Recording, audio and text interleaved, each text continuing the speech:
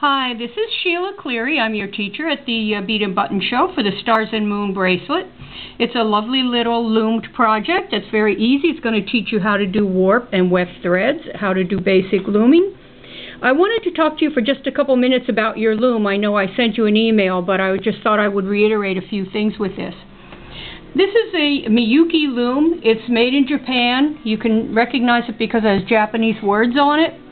There's a knockoff one called Beadzu, B-E-A-D-Z-U. If you have a loom like that, you may have a slight problem in that the holes are slightly smaller. On mine, when I got mine, it has a place for a toothpick, and as you can see, the toothpick fits in the hole.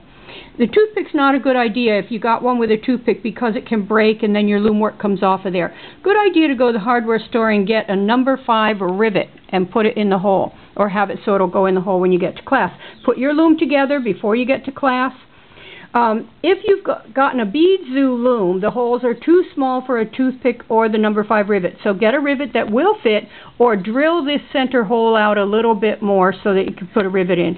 If you have a clever friend or husband, you can take 14 gauge wire and go ahead and make yourself a little hook. That works too, so that it won't break. That's perfect. Okay, look, you might have a loom that looks like this. This is a basic little loom, and it's, I think, about $10.